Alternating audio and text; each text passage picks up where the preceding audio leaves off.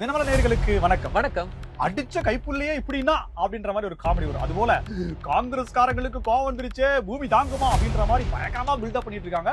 நம்ம செல்வ பெருந்தகை அவர்கள் பிராதை எடுத்துக்கிட்டு நேரா டெல்லி விரைகிறாரு. அங்க போய் என்ன நடக்குது அப்படின்றத நம்ம பார்ப்போம். 50 கல்குவாரிகள் புதிய டாக்குமெண்டோடு களமிறங்கி இருக்கிறார் பாமக தலைவர் அன்புமணி. திமுகவுல என்ன நடக்க போகுது, ஆட்சிக்கு என்ன குண்டு வைக்க போறாரு.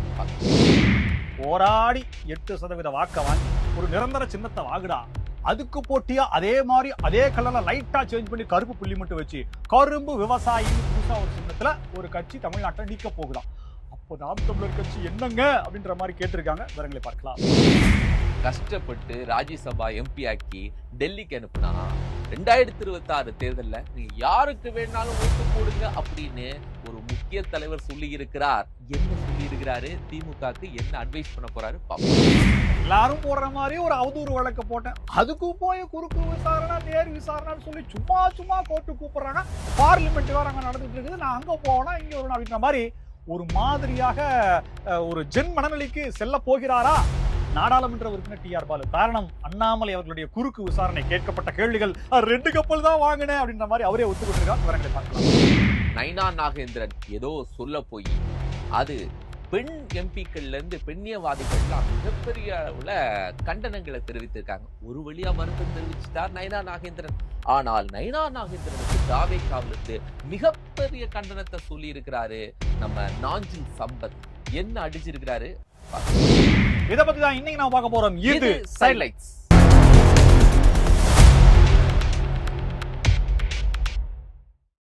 ஆரம்பத்துல பாத்தீங்கன்னா கரும்பு விவசாய சின்னத்துல அப்படியே பலவாறாக பல பட்டி தொட்டி எங்கும் பிரபலப்படுத்தும். அப்புறம் பாத்தீங்கன்னா எங்களுடைய வளர்ச்சியை பொறுக்க முடியாத பாசிச பாஜக அரசு அந்த சின்னத்தை கொடுக்காம போயிடுச்சு. அப்புறம் பார்த்தா மைக்கு கொடுத்தாங்க. மைக்கு கொடுத்து அரை மணி நேரத்துல எல்லாரையும் மைக்ல சொல்லி உடனே அதை பிரபலப்படுத்தும். அப்புறம் பாத்தீங்கன்னா 8% வாக்கு வந்துருச்சு. சோ நிரந்தர சின்னத்தை நோக்கி வீரரை போட்டுக் கொண்டிருந்தது நாம் தமிழர் கட்சி. அப்ப பாத்தீங்கன்னா தன்னுடைய தலைவனுடைய, அதாவது நாம் தமிழர் கட்சியினுடைய தலைமை ஒருங்கிணைப்பாளர் சீமானுடைய முக அமைப்பிலேயே அப்படியே லைட்டா பிளாக் அண்ட் ஒயிட்ல போட்டு அது ஒரு ஏர் கலப்பையை கொடுத்து பின்னாடி பச்சை பெயிண்ட் அடிச்சு ஒரு சின்னத்தை கொடுத்து இதுதான் எங்களுக்கு வேணும்னு சொல்ல தேர்தல் ஆணையம் சொல்ல முடியுமா, கொடுத்துருச்சு. இப்போ பாத்தீங்கன்னா ராம்தாஸ் அத்வாலே அப்படின்றவரு இந்திய குடியரசு கட்சி அப்படின்றதுனால என்டிஏ கூட்டணியில பாஜக அந்த கூட்டணியில நிக்க போறாரு. அவருக்கு பாத்தீங்கன்னா கரும்பு விவசாய சின்னத்தை கொடுத்துக்கிறாங்க. 51 தொகுதிகள்ல நிக்க போறாங்க. எங்களுக்கு 10 தொகுதி வேணும், இல்லைன்னா நாங்க அதிமுக தவிர்த்து அதாவது என்டிஏ பாஜக நிக்காத மற்ற இடங்கள்ல 51 தொகுதிகள்ல போட்டிடுவோம் அப்படின்னு சொல்லிருக்காரு. அவரு வேற ராம்தாஸ் அத்வாலே ஒரு இணை அமைச்சர் வேற. என்னப்பா பண்றது இவ்வளவு? ஆனா ரெண்டு பாத்தீங்கன்னா சிமிலரா ஒரே மாதிரி இருக்கு.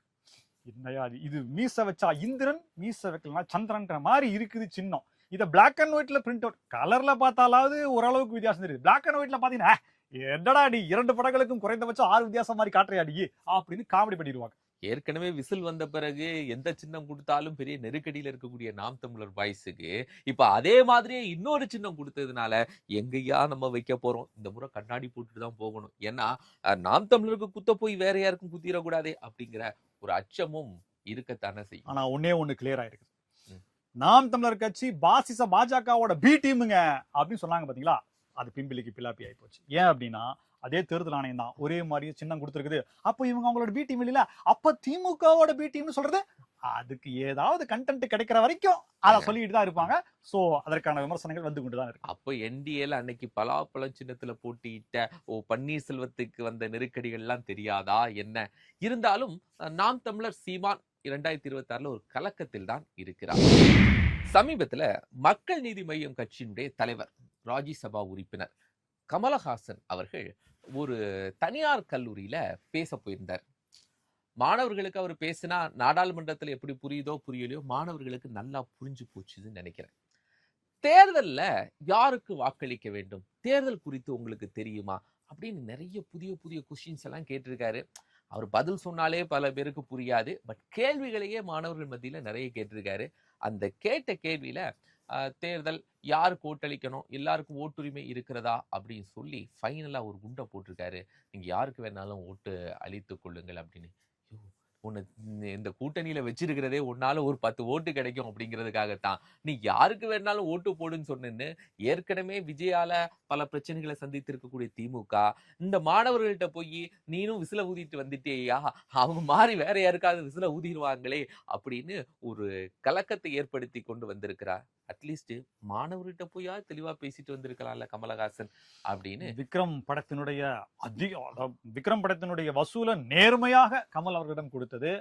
திமுக வரலாற்றுல ராஜ்யசபா சீட் அப்படிங்கிறது காண கிடைப்பதற்கரிய அந்த சிவனுடைய அந்த மாங்கனியை விட மகத்தானது. அதுவே அவனுக்கு கொடுத்துருக்கோம். இவ்வளவு கொடுத்த நீ ஆண்டாண்டு காலமா அடுத்து வர சந்ததிகள்லாம் திமுகவுக்கு ஆதரவா இருக்கணும். இதெல்லாம் தவிர்த்துட்டு மாணவர்கள்ட்ட போய் யாருக்கு வேணா ஓட்டு போடலாம் அப்படின்னு நீ சொல்லி வந்துக்கிறிய, நீ என்ன நினைச்சு நிக்கிற, நீ ரிமோட் கணக்கா பேசி நிக்கிறிய அப்படின்னு கேக்குறேன். எம்எல்ஏ சீட் எனக்கு தர மாட்டீங்களே, நாங்க ஏன் உங்களுக்கு ஓட்டு போட சொல்லணும் அப்படின்னு.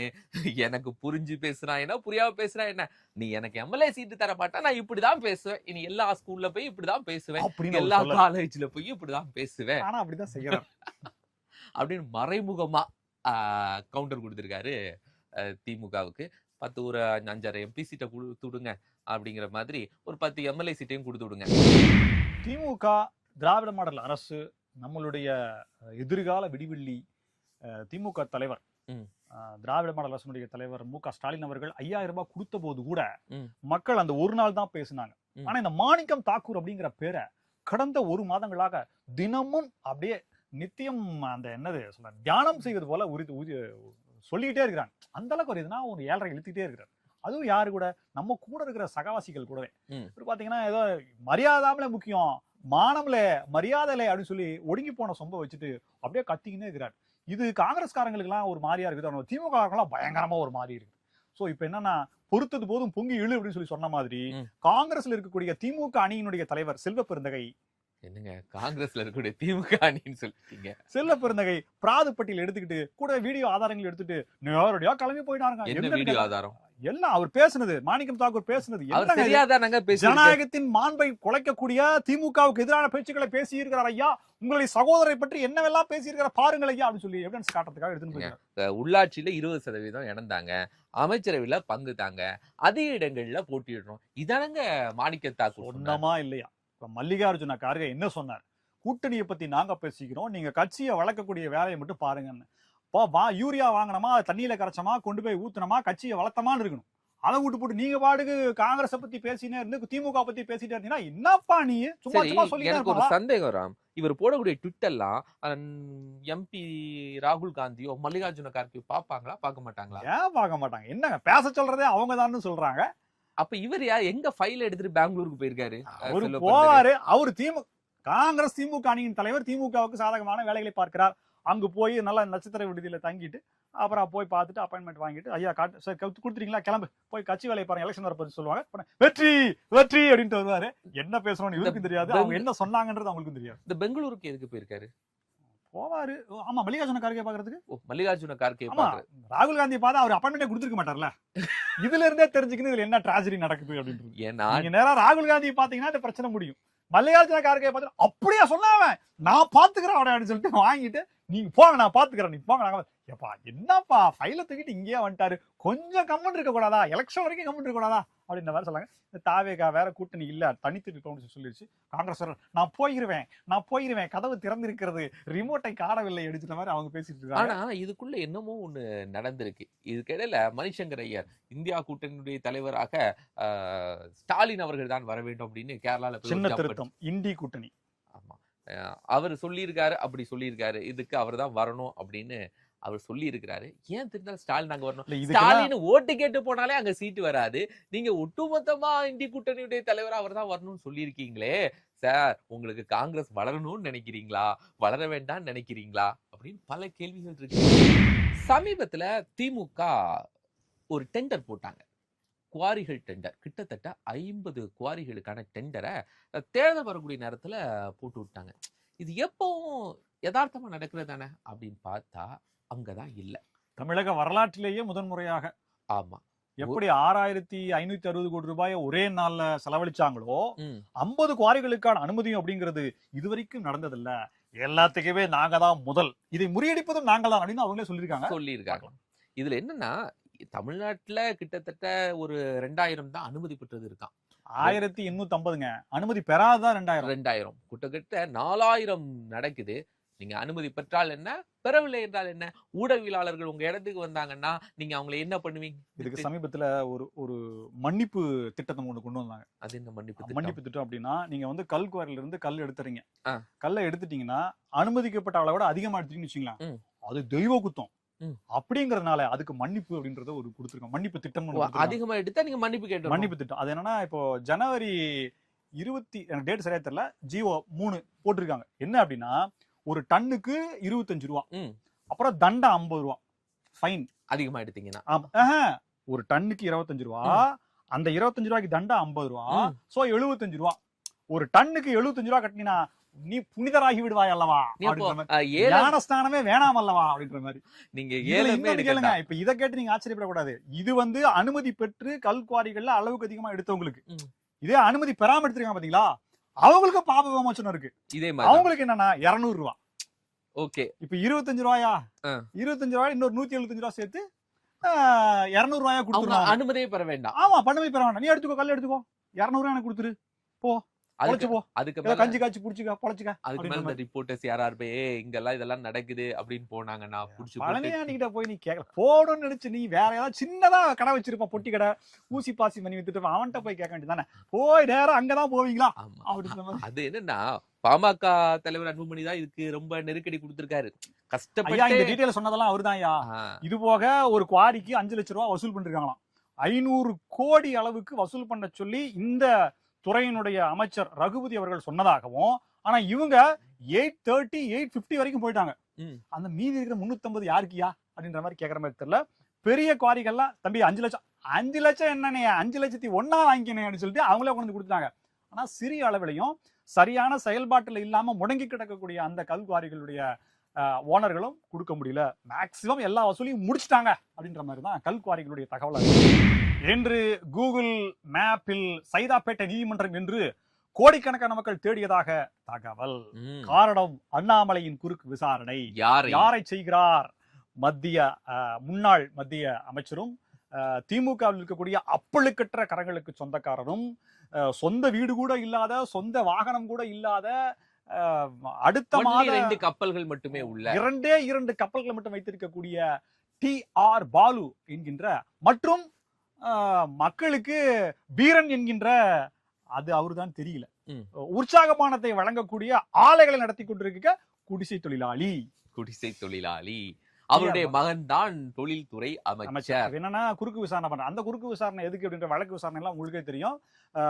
மான நஷ்ட வழக்கு ஒன்று போடுறாரு. அதுல பாத்தீங்கன்னா அதுலதான் குறுக்கு விசாரணை. நீங்க எப்படி இதை போடுறீங்கன்னு சொல்லி கேட்கும்போது, 10 கப்பல் இவர் வாங்கினதா அழகிரி, மதுரையில் இருக்கக்கூடிய அழகிரி அவர்கள் சொன்னதாக பத்திரிகையில செய்தி வருது. அந்த செய்தியை மேற்கோள் காட்டி கேள்வி கேட்கிறார். 10 கப்பல் நீங்க வாங்கினதா சொல்லியிருக்காரு அப்படின்னு.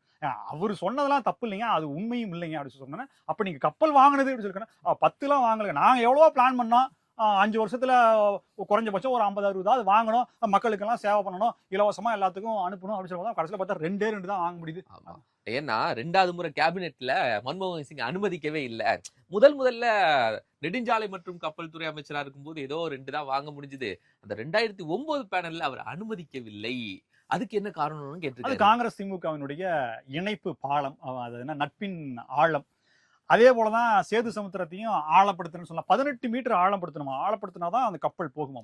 ஆனா இவங்க பண்ணது, அதாவது 6 மீட்டர் அளவுக்கு பண்ணா கூட இந்த மீன்பிடி கப்பல்லாம் போயிடும். இதெல்லாம் பேசிக் rules and regulations you don't know அப்படின்ற மாதிரி அங்க கிராஸ் விட்டுருக்காரு. இதுல என்னன்னு பாத்தீங்கன்னா, அவர் எக்ஸ்ட்ரா 2 வார்த்தையை விட்டாரு. அண்ணாமலை அவர்கள் வெளியில வந்து பேட்டி கொடுத்துட்டு, நான் ஏற்கனவே அவர் என் மீது கொடுத்தார், அதற்காக பிராதுகளுக்காகத்தான் இப்போது குறுக்கு விசாரணை சென்று கொண்டிருக்கிறது.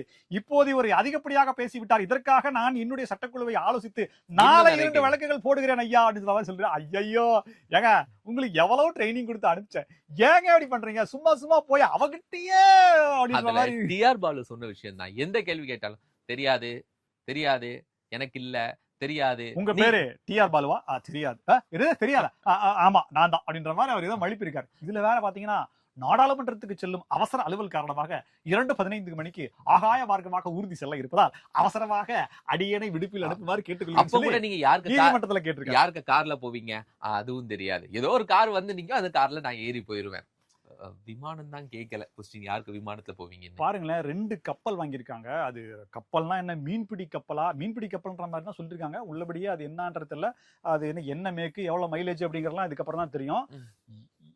இது போக என்னுடைய மனைவியினுடைய வருமானம் எவ்வளவு தெரியுமா, அவங்க என்ன படிச்சிருக்காங்கன்றது தெரியுமா, அவங்க எங்க வேலை பார்த்தாங்கன்றது தெரியுமா, நான் எப்படி சொத்துக்கள் வாங்கினேன்றது தெரியுமா, நான் எவ்வளவு காலம் ஐடி ஃபைல் பண்ணியிருக்கிறேன் என்று தெரியுமா, எதுக்குமே தெரியலன்னு சொல்லிட்டாங்க. அப்புறம் இன்னத்துக்கும் நீ கேஸ் போட்டுங்கிற அப்படின்ற மாதிரி அவர் கேட்கல. அதை நாளைக்கு தான் கோர்ட்ல கேஸா போட்டு கேட்க போறாரு. இதை தாண்டி டிஆர் பாலு அவர்கள் நிறைய கேள்விகளுக்கு பதில் சொல்லியிருக்காரு. அதெல்லாம் அந்த கோர்ட்டினுடைய நடவடிக்கை கருத்தி நான் வெளியில சொல்ல முடியாது அப்படின்ற மாதிரி சொல்லியிருக்காரு. இதெல்லாம் முடிஞ்சு அண்ணாமலை அவர்கள் சில விஷயம் சொல்லியிருக்காரு. என் மேலையா ஏன்டா கேள்வி கேட்டீங்க, நான் செய்த ஒவ்வொரு விஷயத்துக்கும் என்கிட்ட அக்கௌண்ட் இருக்கு, என் மனைவி வேலை பார்த்துருக்காங்க, என் ஃப்ரெண்ட்ஸ் எனக்கு ஹெல்ப் பண்ணியிருக்காங்க, இதனாலதான் நான் விவசாய நிலம் வாங்கினேன், இதெல்லாம் இந்த வழக்கோடு சேர்த்து என் மேல நீங்க எத்தனை கேள்வி கேட்டீங்களோ அதுக்கெல்லாம் நான் விளக்கம் சொல்ல போறேன், வெயிட் அண்ட் சி அப்படின்னு அண்ணாமலை பதிலளித்திருக்கிறார். நயினா நாகேந்திரன் அவர்களுக்கு எவ்வளவோ அரசியல் வேலை இருக்கு. 2026ல என்டிஏ கூட்டணியை ஆட்சி பொறுப்புல அமர்த்தணும். இந்த நேரத்துல தாவைக்கா தலைவர் விஜய் பனையூர்ல இருந்து வெளியில வந்தா என்ன, வரலைனா என்ன, அவர் போக்குல ஏதோ இருந்துட்டு போறாரு. இவரு போய் அவரை சீண்ட, அவரு பனையூர்ல இருந்து வரணும் அப்படிங்கிறதுக்கு பதில் திரிஷாட் இருந்து வரணும்னு எதையோ ஒரு வார்த்தையை போட, அது தமிழ்நாடு முழுவதும் மிகப்பெரிய அளவுல பூதாகரமா நயினா நாகேந்திரனுக்கு எதிராக போயிடுச்சு. எங்க போனாலும் நீங்க இப்படி பேசலாமா, தப்பா அப்படின்னு நயினா நாகேந்திரன் ஓடி ஒளிகிற மாதிரியான சூழல் உருவாயிடுச்சு. ஒரு வழியா வருத்தம் தெரிவித்திருக்கிறார் நயினா நாகேந்திரன். சரி, அதுக்குதான் வருத்தம் தெரிவிச்சிட்டாரு. முடிஞ்சதுன்னு தப்பிக்கும் போது நம்ம நாஞ்சில் சம்பத் இருக்காரு, பழைய திராவிட அரசியல்வாதி, அவர் விடுவாரா என்ன? நமக்கு கிடைத்த ஒரே ஒரு ஆளு நயினா நாகேந்திரன் தான், நம்ம ஒரு பக்கத்துல உள்ளவரு, அவரை வச்சு நம்ம விளையாடலாம் அப்படின்னு சொல்லிட்டு அவரு நயினா நாகேந்திரனை கேம் பண்ண ஆரம்பிச்சிருக்காரு. அதுல என்ன சொல்லியிருக்காருன்னா, இந்த இப்போ நடைபெற்ற அந்த சேலம் மாநாட்டில் ஒருவர் மரணம் அடைஞ்சார், அத நல்ல விஷயம் அப்படிங்கிற மாதிரி நயினா நாகேந்திரன் சொல்லிட்டாரு. இதுக்கு வீறு கொண்டு பேசி இருக்கிறார் நாஞ்சில் சம்பத். நாஞ்சில் சம்பத்துடைய பேச்சு தெரியும்ல, இதெல்லாம் ஒரு நாகரிகமான பேச்சா அப்படின்னு சொல்லிட்டு நயினா நாகேந்திரனை வம்புக்கு இழுத்திருக்கிறார். நயினா நாகேந்திரன் நாஞ்சில் சம்பத்து பேச்சுக்கா பதில் சொல்ல போறாரு அப்படின்னு நினைத்தாலும் கூட, நாஞ்சில் சம்பத்துடைய இந்த பேச்சு தாவேக்காவுடைய ஒவ்வொரு தொண்டர்களுடைய உள்ளம் இருக்குல்ல, நயினா நாகேந்திரன் பேசுறதுனால அது கொதித்து போயிருக்கிறது. அந்த கொதிப்பெல்லாம் மாறும், உங்களுக்கு எதிராக மாறும் அப்படின்னு நாஞ்சில் சம்பத் ஒரு பிளேயை முடிச்சிருக்கிறாரு. பட் நயினா நாகேந்திரன் இதை எப்படி கையாள போறாரு, அடுத்து விஜயே சீண்டி கொண்டிருந்தால் ஒட்டுமொத்த விஜயினுடைய படையும் பாஜகவுக்கும் என்டிஏக்கும் எதிராக செயல்பட ஆரம்பித்து விடும். இன்னொரு விஷயமும் சொல்லியிருக்காரு, நீங்க அறிவாலயத்தினுடைய ஊதுகுழல்னு நயினா நாகேந்திரனே சொல்ல ஆரம்பிச்சிட்டாரு. அது என்ன ஸ்டேட்மெண்ட்ல சொன்னான்னு தெரியல. இது வரைக்கும் தாவேக்காவை தான் அறிவாலயத்தினுடைய ஊதுகுழல்னு சொல்லிட்டு இருந்தாங்க. இப்போ புதுசா நயினா நாகேந்திரனையும் நாஞ்சில் சம்பத் சொல்றாரு.